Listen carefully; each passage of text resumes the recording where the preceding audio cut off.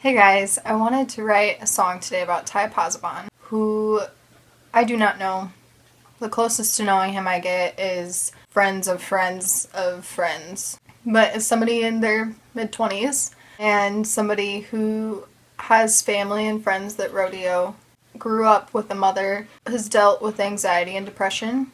I've dealt with my father being very depressed throughout the years, having a lot of family struggles because of his father, who was an alcoholic and very abusive to him. And I want to share it with you. I first want to start off with saying that there's a difference between depression and being depressed.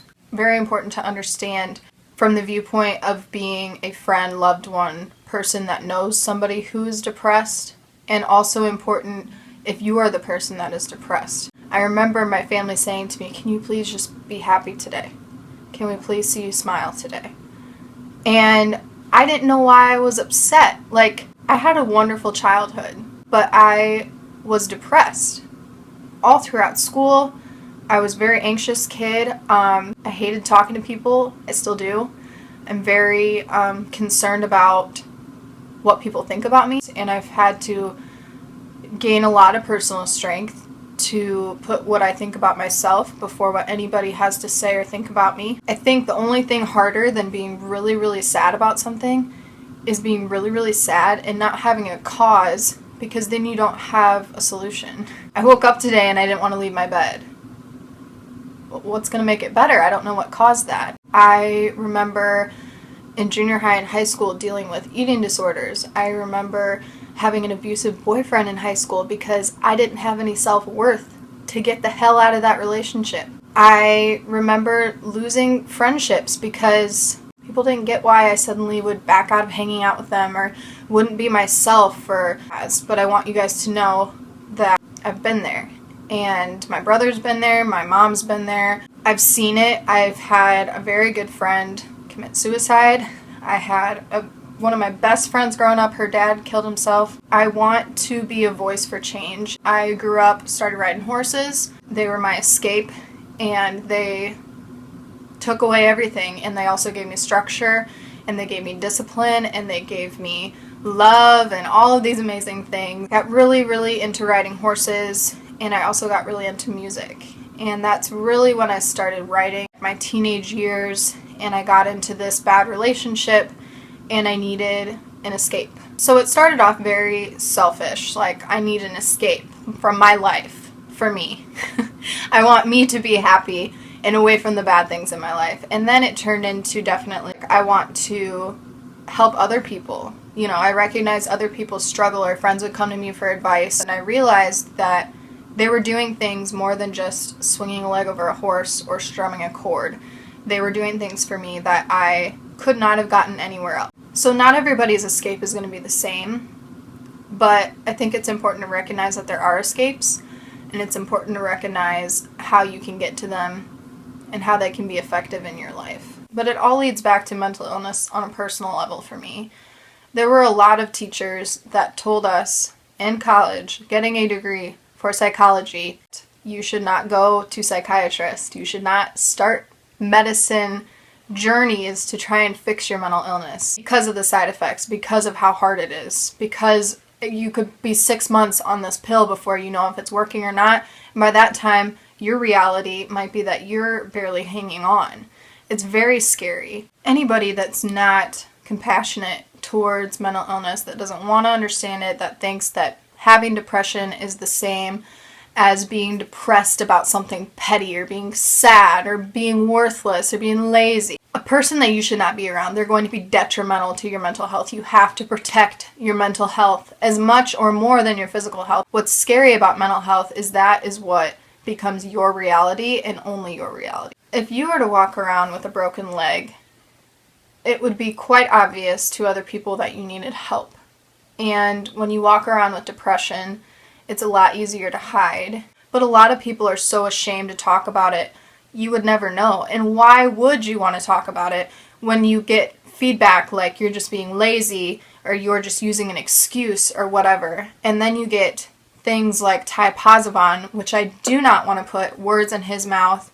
I don't want to say things that he's not here to defend, but I want to speak about depression. That is what his family has come out saying that he was struggling with when he committed suicide. But I want to clarify that I am in no way putting words in his mouth, but I want to stress the importance to you guys about the difference between being depressed, having depression, and how you can help people around you, because you are not always going to know. It does tend to be the really, really talented people, the really creative people, the really perfectionists, the hard workers, because they're so used to compensating and overcompensating that sometimes you get like effects from that, like titles and accomplishment. And I think there's a lot of time that you spend feeling dead inside, that when you come alive and you find something that makes you feel alive, you're going to work that much harder at that thing because you feel like it's saving you and you feel like that's the reason you're living.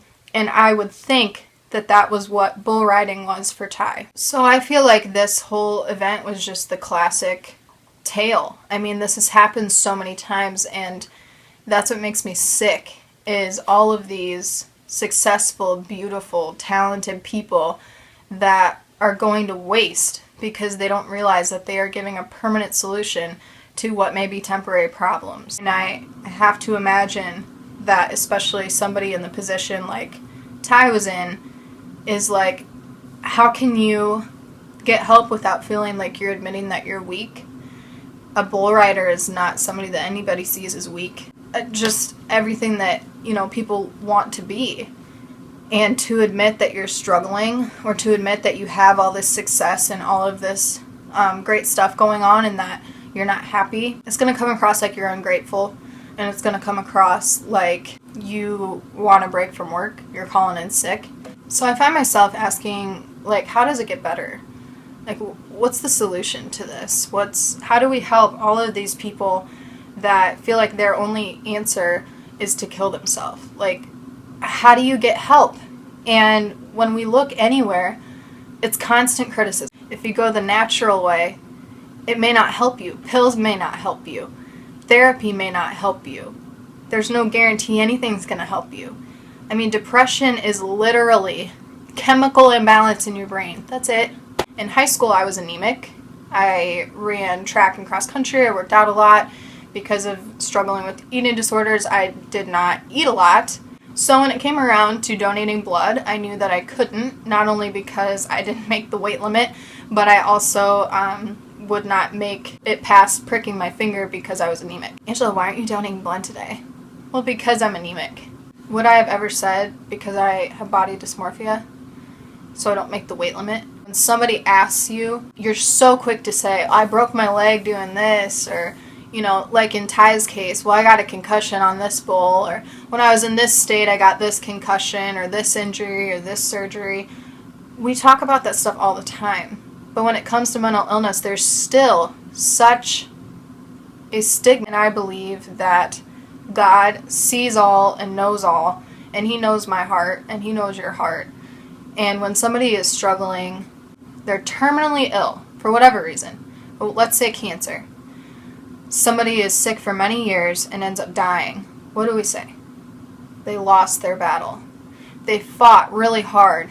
Oh, at least they're free of their cancer now.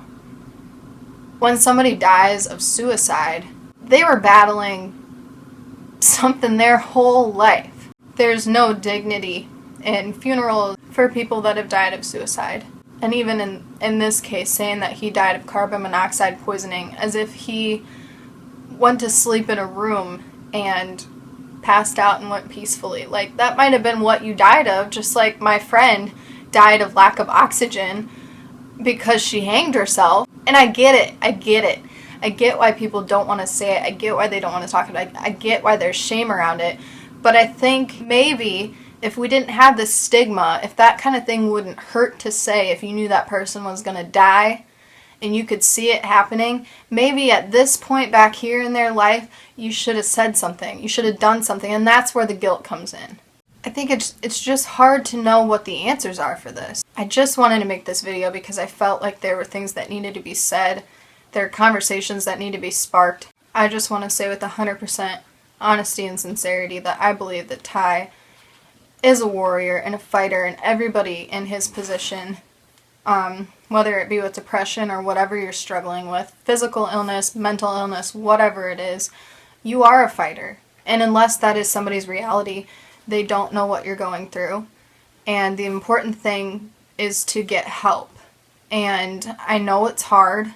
I know it feels weird. I found out many years ago that horses and music were a huge, huge, huge therapy for me.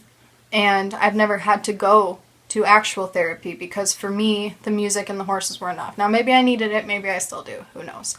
If you go to a doctor and get diagnosed, know that doctors are there for pills and surgery. That's what they're able to offer you. So if you don't want that as your end result, maybe try something else. And if it doesn't work for you, try something else, but never stop trying. There are people on this earth that love you and that care about you, whether they know how to say it or not. Everybody goes through things. Everybody struggles. Every little thing you do, know it has a huge impact on the world. And I know sometimes that feels like I'm a really bad part of the world and I just need to end it all. But know that absolutely everything in this world is affected by you and you're an important moving part of it and that you were put here for a reason. You're not a mistake and you are more than your mistakes. And I just wanted to take the time to say that and to say how sorry I am to Ty's family and to everybody's family that is affected by mental illness and suicide. They're terrible, terrible things. And I hope that this shed a light, especially in the rodeo world, to head trauma, to brain injuries, to concussions, to depression, to mental illness, head injuries that are permanently affecting your personality, your memory. There's so many things that concussions, they don't heal. So it's important to just take time for self-care. People might think you're lazy and they might think that you are whatever they think, but just know that you have to do what's right for you and that people aren't always going to understand that. And if they don't, maybe they're not the right people for you. There's billions of people on this earth and you will find the people that you fit in with. Kill whatever it is that you don't like about yourself, but don't kill yourself. Try doing something crazy that maybe you don't even know about or believe in or whatever, have never liked, but try something that's just different that might work for you. And go to a doctor, go to a therapist, go to friends, whatever helps you, let it help you. Even if you're sick of the tunnel, there's always a light. And in the words of Leonard Cohen, there's a crack in everything, and that's how the light gets in. So during those times that you feel broken down, just know that those cracks that you've created are going to be filled with light and love that you decide to let in. Just find out who that is and do it on purpose. Thank you guys so much for watching. I love you.